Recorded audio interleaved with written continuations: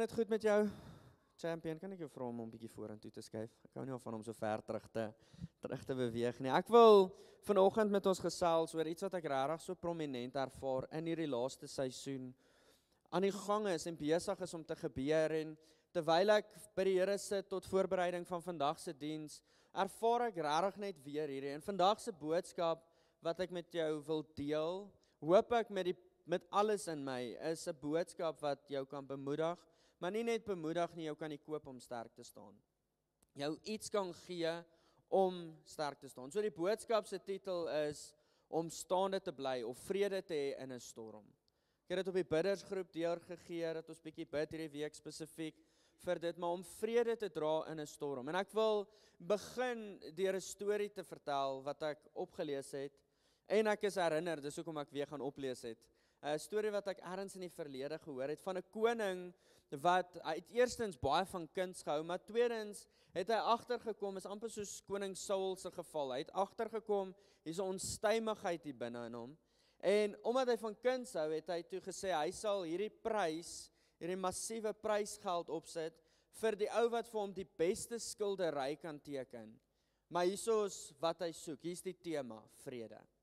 Hy soek 'n skildery wat vrede uitbeeld. En daar het baie ouens opgedaag, klomp, baie impressive skilderye wat voor hom gestaan het, maar twee van hulle vang sy oog.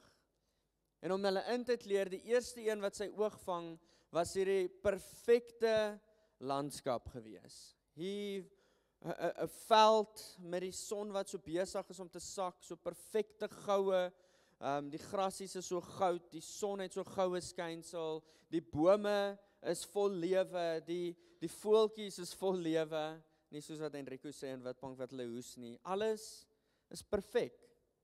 En 'n ander een wat vir hom uitstaan is hierdie skildery, maar is so totaal en al teenoorgestelde. Hier's 'n weerligstraal, die wolke is so swaar, die wolke is donker, hierso is 'n waterval wat dreis, en jy kan sommer sien hoe die skildery klem lê daarop in nie die akteur nie, wie is daar's nou so baie gesê, ek het niks gehoor nie. Wie sê, hy 'n skildery, hy skilder hom, die skilderer? Skildenaar, daar's hy, dankie. Daai woord was weg. Ek was soos 'n skilderer werk in die man, niemand weet waartoe ek op pad is nie. Jy kan sien die klem wat die skildenaar ingesit het om hierdie onstuimigheid te beklemtoon. Maar die koning kies toe op die ou einde hierdie skildery, en na 'n debat wat aangaan, vra hulle vir hom, hoekom kies hy hierdie skildery, en hy reageer en hy sê, kyk gou net so bietjie dieper. Daar agter die waterval sien jy so bruin bossie, en is 'n nesie, en in die nesie sien jy 'n voeltjie wat op 'n eier sit en vrede het. En sy woorde waarmee hy toe afsluit is die volgende, hy sê, peace does not mean to be in a place where there is no noise, no trouble or no hard work. Peace means to be in the midst of all those things and still be calm in your heart. En vandag wil ek hierdie as 'n inleiding deel met wat ek met jou wil deel. Ek is so bewus daarvan dat, ek weet nie of ons geblindfold is of geïndoktrineer is nie, maar ons is op soek na vrede, ons jaag vrede na, en die vrede is 'n perfekte prentjie. Die vrede is 'n huisie by die see, of die vrede, hierdie prentjie is 'n huisie in die bos. Maar die realiteit is, ek kom agter, dinge raak net besigger. Die geveg tot ons aandag raak meer en meer en meer, en ons is gekonfronteer daarmee in ons huis. Julle het al die ding gehoor wat hulle sê, mens raak so besig met die dinge van die Here, dat jy vergeet van die Here van die dinge. Mens raak net so besig. En ek kom agter in hierdie tyd, hierdie is wat ons nodig het, we need to find the man of peace. Nie die omstandighede nie, die man. En ek is herinner aan 'n skrifgedeelte. Jy kan jou Bybel oopmaak daar, Markus 4 vanaf vers 35 tot 41. Hierdie gaan die hoofskrifgedeelte wees, daar's 3 gedeeltes waarna toe ek gaan blaai. Hierdie is een waartoe ons dan weer gaan teruggaan. Ek wil dit saam met jou lees, as jy op die YouVersion Bible app is, ek het hom daar vir jou ingesit. Jy sal ook sien op die YouVersion Bible app, skus Karen, ek wou nog die prentjie vir jou gee. Maar op die YouVersion Bible app het ek so prentjie daarso vir jou ingesit. Dis die prentjie wat ChatGPT vir my kom gee het, toe ek ingesit het, hoe die storie verloop. So net mag daai prentjie ietsie vir jou beteken, mag daai prentjie ons herinner aan dit. So in Markus 4, vers 35. En toe dit aand geword het, op daardie dag, het hy vir hulle gesê, laat ons oorvaar na die ander kant. En hulle het die skare verlaat en hom, net soos wat hy was, saamgeneem in die skei. En daar was ook baie ander skeitjies by hom. En 'n groot stormwind het opgekom en die golwe het in die skei geslaan, sodat dit begin vol word het. Maar hy was egter op die skei aan die slaap op 'n kussing. Hier is die klemgedeelte van vandag.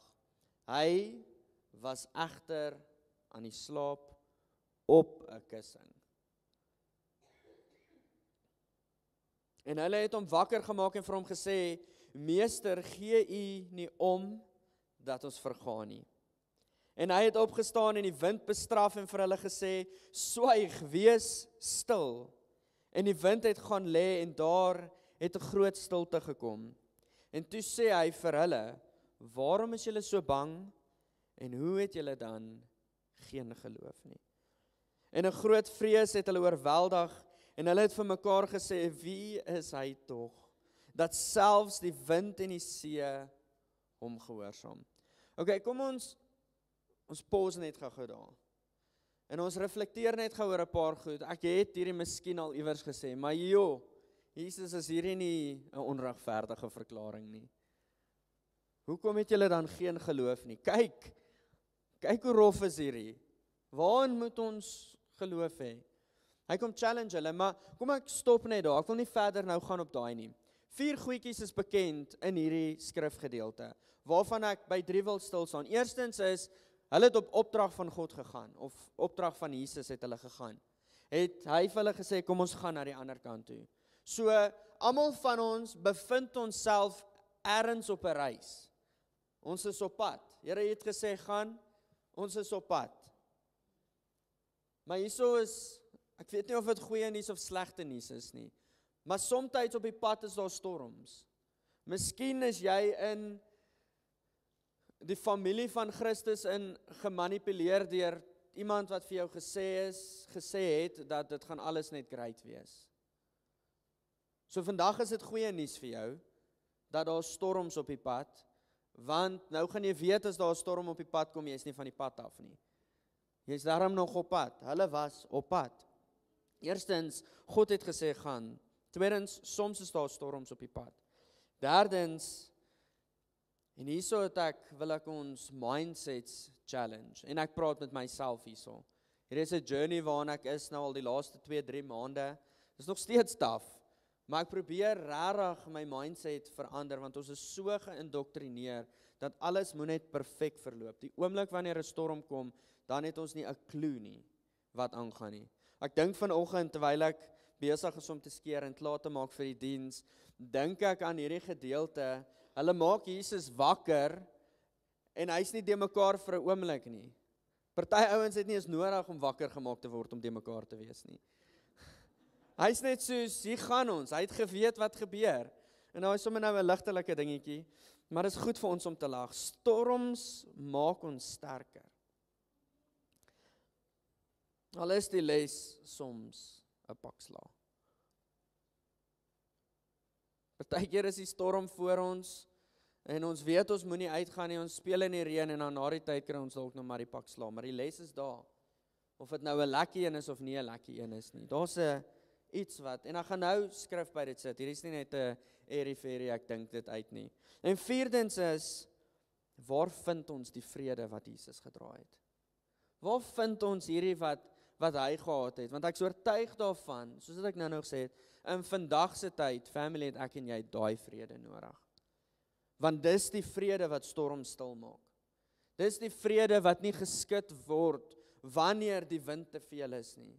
Dis die vrede wat stil staan en staande bly wanneer die mat onder jou uitgeruk word en jy kan lag. En weet dat ons koning het ons. So kom ons spring na punt nommer 1 toe. Jakobus 1 vers 2 tot 5.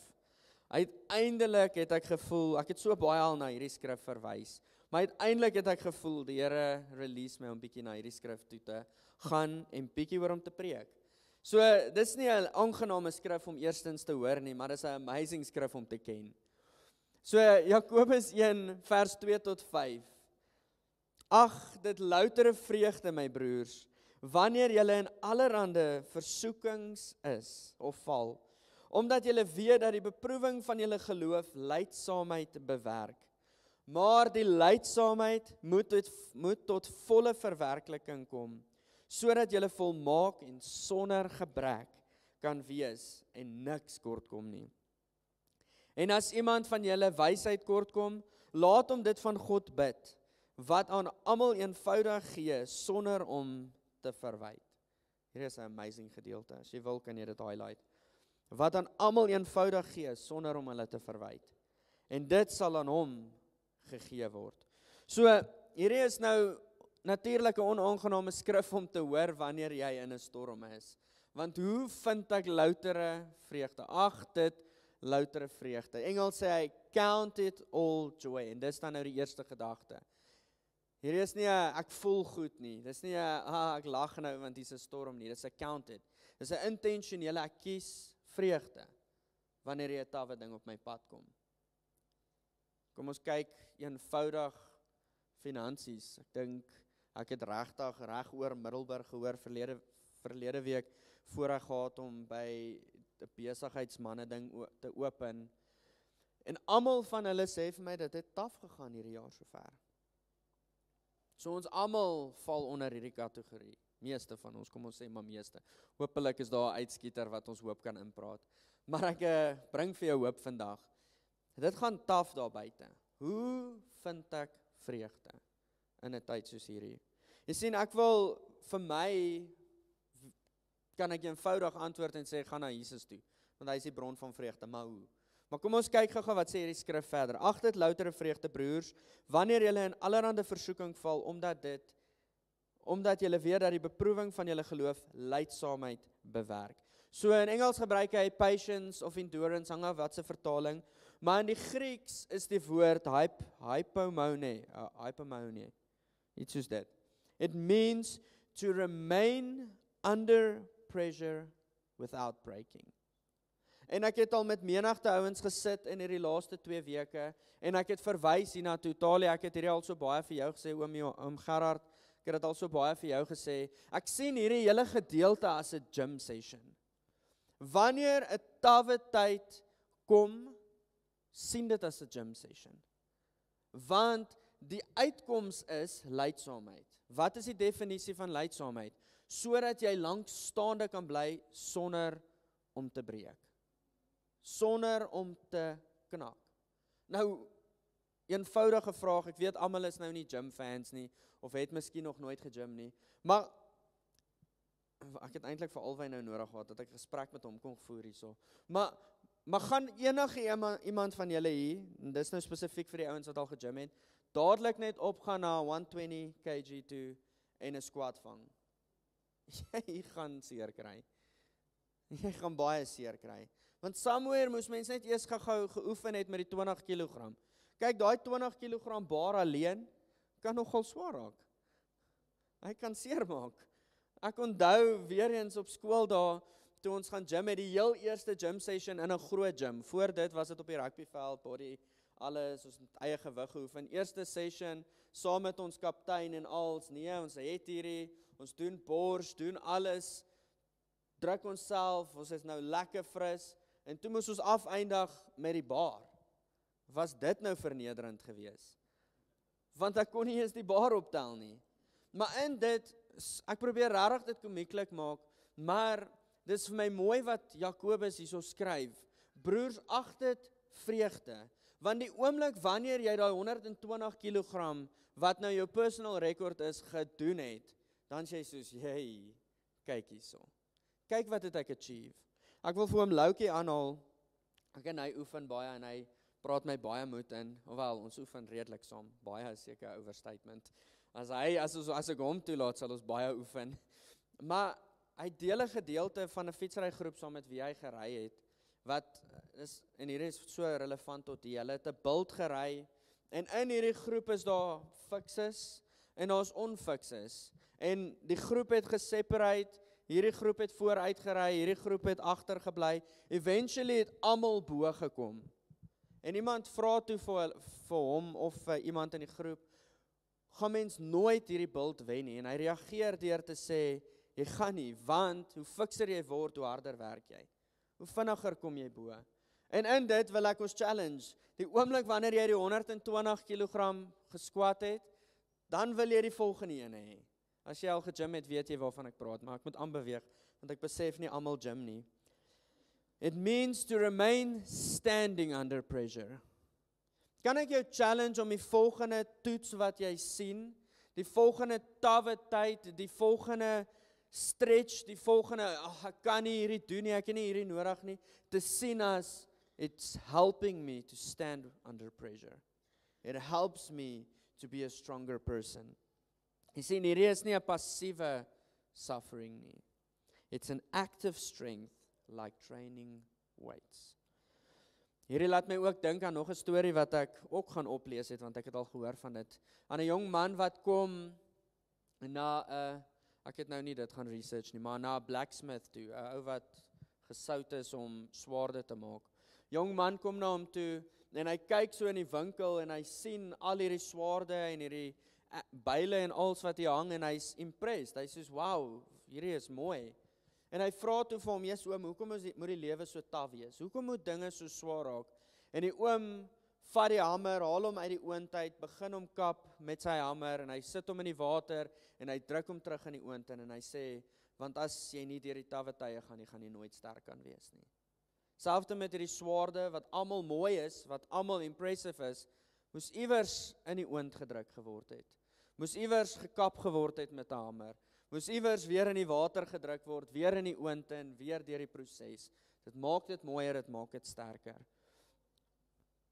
So hierdie is wat ek jou wil challenge meer. Wanneer die storm daar is, kan ek jou vra om jou mindset te verander, en in plaas daarvan om te vra, hoekom alweer hierdie toets, te sê, Here, wat is U besig om te vorm in my?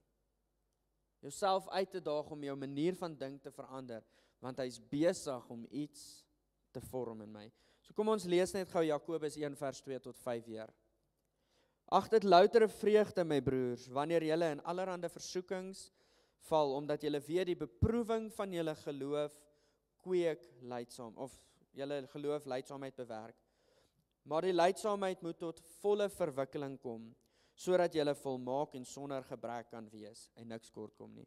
Kyk, dis nou great, ek het nou gyms illustrasies gebruik, want by die gym wil jy die volgende gewig. Wat beteken dit in my geestelike lewe?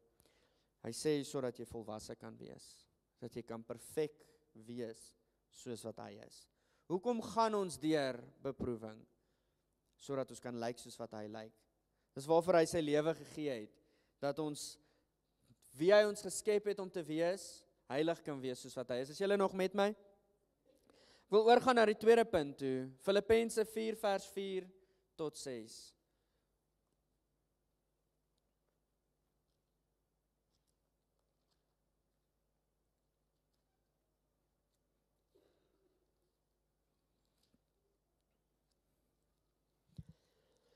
Filippense 4 vers 4. Kinderkerk, juffrouens sal sê, Filippense 4 vers 4 sê, bly jou in die Here. Verbly julle altyd in die Here. Ek herhaal, verbly julle. Yes, Here, hoekom is dit so moeilik? Want die vyand weet wat se krag daarin is vir ons om vreugde te dra. Laat julle vriendelikheid aan alle mense bekend word. Die Here is naby. Wees oor niks besorg nie, maar laat julle begeertes in alles deur gebed en smeking met danksegging bekend gemaak word aan God. Jy sien, ek het soveel keer al, kom ek lees net gou eers hierdie, voordat ek myself voorspring. Joy isn't the denial of pain, it's the defiance against despair.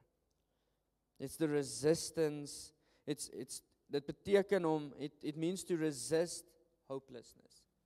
Jy sien, om te kyk na dit wat voor ons is, om in joy te reageer, help ons om hierdie situasie nie ons hele wêreld te maak nie. It reminds our souls that God is still good, and even when life isn't. Kom ek lees dit weer, ek het dit nou so 'n bietjie opgemors. God is still good even when life isn't. Dit is wat joy in ons harte bring, vreugde in ons harte bring. So ek het al soveel keer na hierdie skrif gekyk en eerlikwaar, ek wil amper sê ek het myself al deurmekaar bevind, want hy sê, kom na God toe, bring alles, maak alles bekend deur gebed, smeking en danksegging. En op 'n kol toe sê ek soos, maar wat gaan nou hier aan? Gebed en smeking, wat is die verskil nou? Here, hoe moet ek nou, moet ek hierso eenvoudig vra, kan ek hierdie kry, maar hierso bietjie meer aggressief vra, is hy nou doof, wat gaan hier aan? Ek dink ons almal kan seker ietsie daarso insit, maar ek wil spesifiek kyk na die Griekse definisies van twee woorde, gebed en smeking. Gebed is proseuche. Dis wat die Griekse woord daarso is, en hierdie beteken, it's a general worshipful communication with God, adoration and fellowship. It means and it indicates to lean into relationship. So kom ons vat net gou hierdie as 'n blueprint vir my en jou. Ek voel hierdie is baie belangrik vir ons as huis.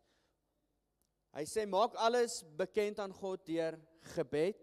Kom ons stop daar. Vergeet gou van die res. Deur gebed. Maak alles bekend aan God deur gebed. Wat sê hy? So hy nooi my en jou uit, kom eerste na 'n vriend toe. Kom eerste in 'n verhouding in. So 'n eenvoudige ding. Charles, ek gaan sommer jou nou gebruik as 'n voorbeeld. As ek en Charles mekaar glad nie ken nie, en ek kom na hom toe en ek sê vir hom, "Jesus, kan jy my R500 leen? Ons wil gou-gou, ons het nood om hierdie te doen." Miskien is hy's 'n goeie ou, so hy sal dit dalk doen. Is dalk 'n simpel voorbeeld. Maar ek dink die idee is oor die algemeen, as ek na 'n wildsvreemdeling toe kom en vir hom sê, "Sal jy vir my hierdie gee?" Of kom ek rephrase. Charles, ek wil ons het 2 karre nodig vir die week.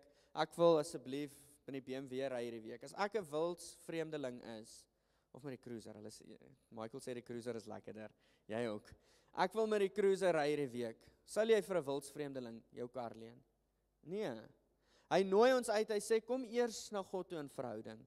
Mens sien as ons in verhouding is, hier is nou 'n gevaarlike area, maar as ons in verhouding is, gaan ek nou maar net die storie verder vertel, gaan dit soveel makliker wees, as ek na hom toe gaan en vir hom sê, kan ek hierdie, dalk gou net vir hierdie die cruiser leen. Ons sê, ek het nodig, hierso is 'n need, kan ons hierdie doen. Uit verhouding uit gaan die antwoord volgens my baie makliker wees. En hy kom en hy sê, kom na God toe. Hy ken alles, hy ken ons struggles, hy ken die challenges. Hy sê, kom na hom toe in gebed.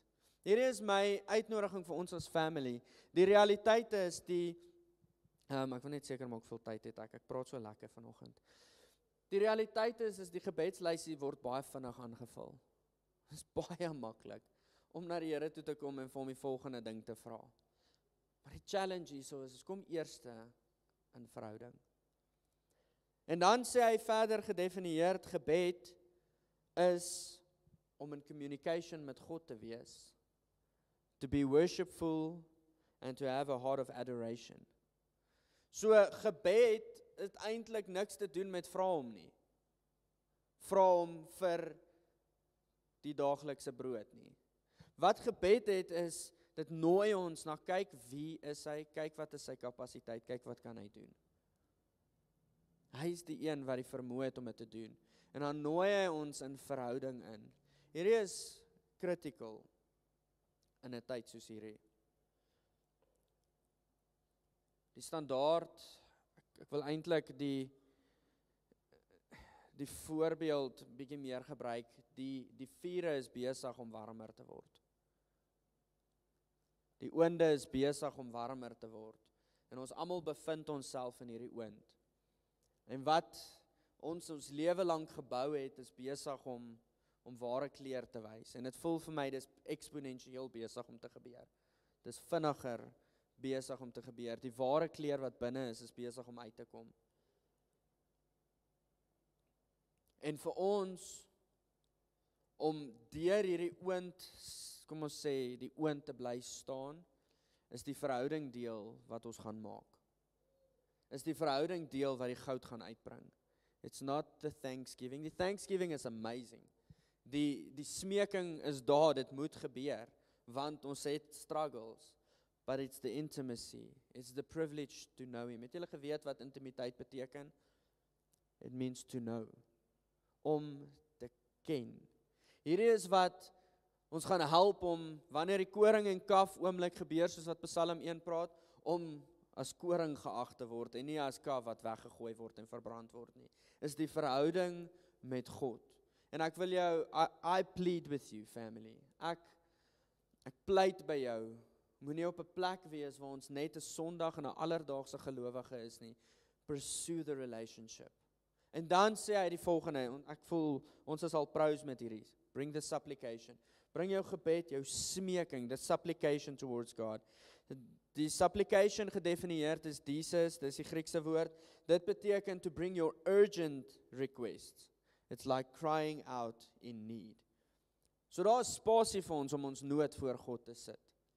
Here, help.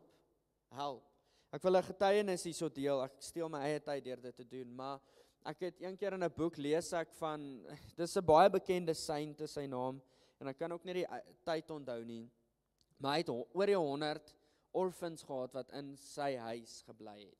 So, obviously, hy het 'n groterige plekkie gehad, maar hy het oor die 100 orphans gehad, weeskinders gehad wat onder hom gebly het, en daar was rarig dae gewees wat hulle nie kos gehad het, maar elke liewe dag het hy hulle almal in die eetsaal bymekaar gekry, dan het hy vir hulle gesê, luister, ons het nie gebed nie, maar hulle gewoonte was om die Onse Vader gebed te bid. Dan sou hulle begin het met ons Vader wat in die hemel is. En net so by the way, die ons Vader gebed is 'n presies perfekte voorbeeld en blueprint wat mens kan match met hierdie een van Paulus. Want hy begin met kyk na wie is ons koning. Our Father who art in heaven. Ons Vader wat in die hemel is, laat U naam geheilig word. En so gaan hy aan. En dan kom hy op 'n punt wat hy sê, wat hulle as 'n crowd, hy as vader, orphan vader, ek weet nie wat nou is, as pa vir die weeskinders, dan het hy gesê, kom ons bid hierdie, dan het hulle gebid, en dan as hulle bid, gee ons vandag ons daaglikse brood, is daar letterlik op daai oomblik 'n klokkie wat lui by die deur. Van iemand wat oor die 100 brode daar aflaai.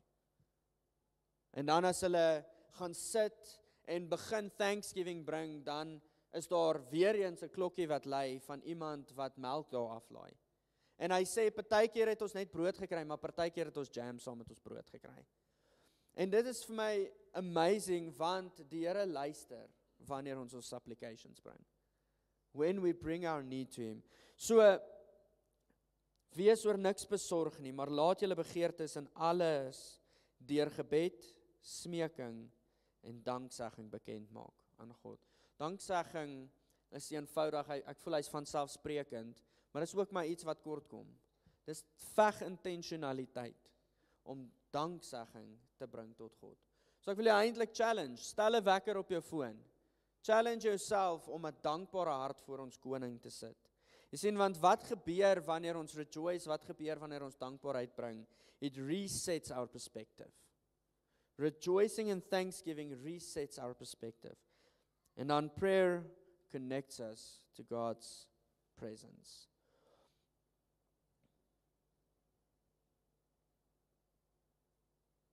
Thanksgiving repositions our heart. We gaan hierdie statistiek deel. Daar's 'n groep in 2003, Emmons en McCullough, iets soos dit, found that people who kept a gratitude journal reported 25% higher happiness levels than those who recorded hassles or neutral events.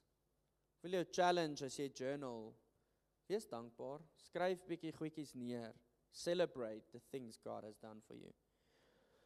Dan wil ek oorgaan na die laaste punt toe. As ek vergeet het om te sê, as jy 'n boekmerk het, sit hom weer in Markus 4, onthou, sit jou boekmerk in Markus 4.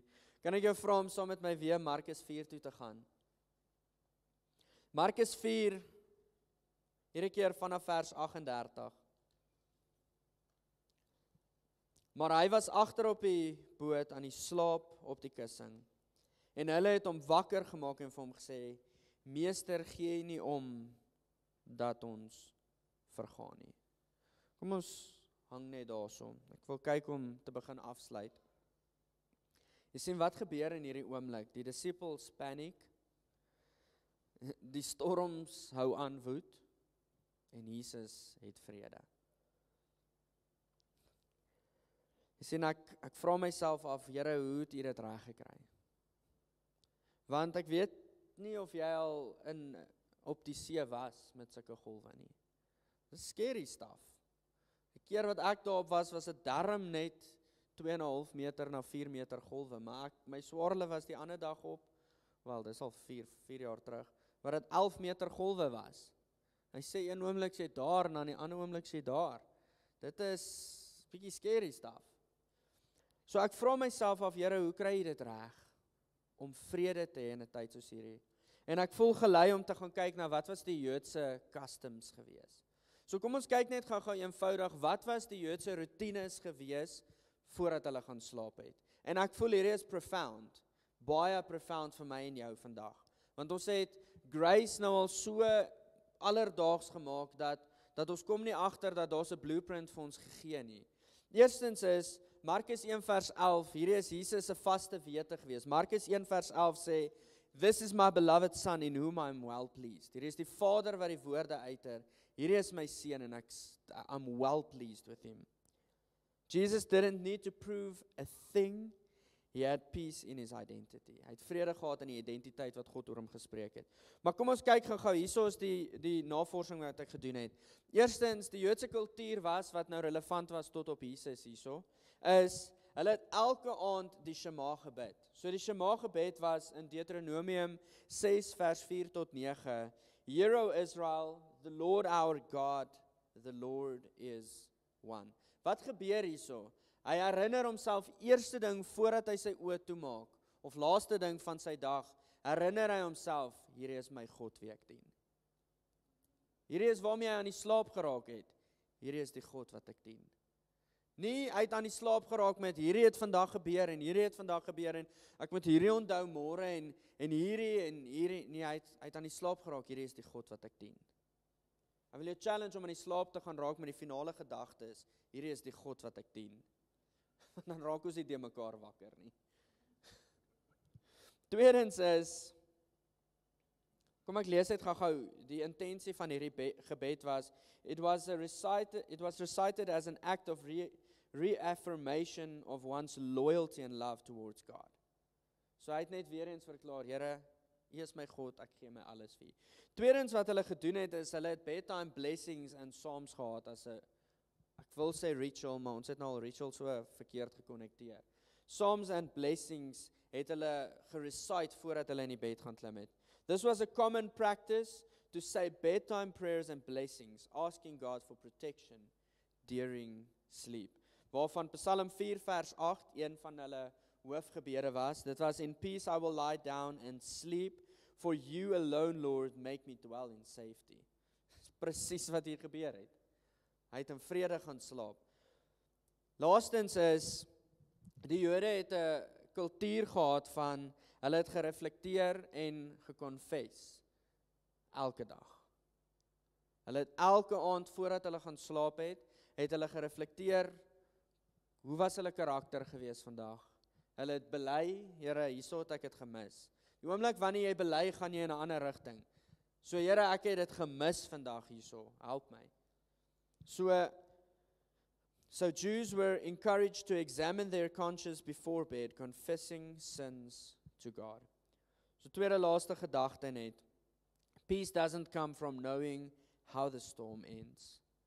It comes from knowing who is in the boat with you. En wat is die tool wat ek vandag vir ons wil gee?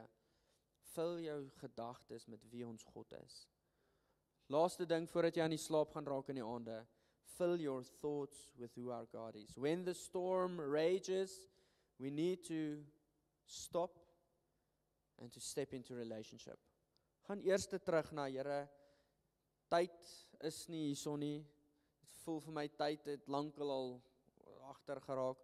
Maar vat tyd, stree terug, 'n step, 'n trappie terug. Ek meng my Engels nou, ek is nou bereg vir die volgende diens.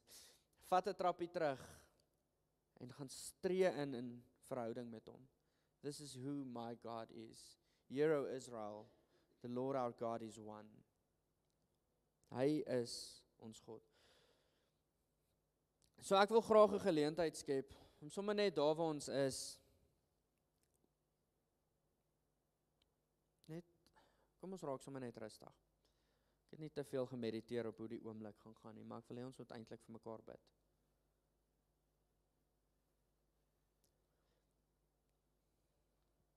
Met alles in my het ek vanoggend die hoop en die diep begeerte dat die woord vir jou iets beteken in seisoen. Maar nie net iets beteken nie, dat dit jou 'n tool sal gee om môre op te staan. 'n Tool sal gee om vandag uit hierdie vertrek uit te gaan en selfs al moet jy terug gaan werk toe. Plek wat jy dalk niks van hou nie.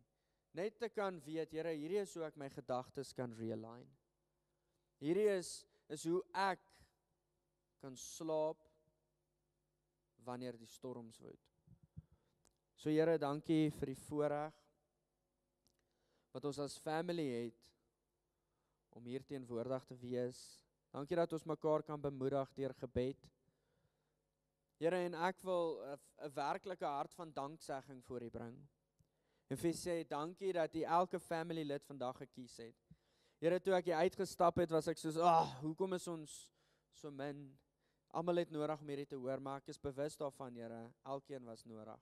Elkeen wat hier was, het nodig om dit te hoor. U het die crowd by mekaar gesit. En Here, ons is dankbaar vandag. Ons harte loop oor. Here, en ek bring ook vandag ons smeking na U toe. As pastor van hierdie huis, Here, wil ek kom bid vir elke besigheid hierso. Soos wat ons gebid het maandag aand, bid ek dat daar seën sal wees oor elke besigheid. Here, ek bid vir besighede wat swak maande gehad het, en indien dit besighede is wat swak jaar gehad het sover, wil ek bid dat daar 'n swaaipunt sal kom. Here, hoor die smeking in ons harte, want U woord sê vir ons, maak alles bekend. Maak alles bekend aan U. Hoor die smeking in ons harte. Sal U die besighede van hierdie huis seën, Here. For the task at hand is massive. The kingdom needs to be expanded, Lord. So I pray that You would bless the businesses. Lord, I pray for every marriage, elke huwelik wat op hierdie oomblik deur 'n storm gaan. In die naam van Jesus, Here, wil ek ons smeking bekend maak, sal U kom ingryp. Here, kom gryp in elke huwelik.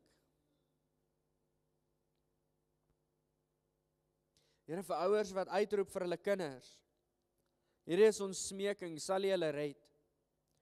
Will You save every child? Let none of them go without being noticed. Let none of them just go past. Let none of them not be saved.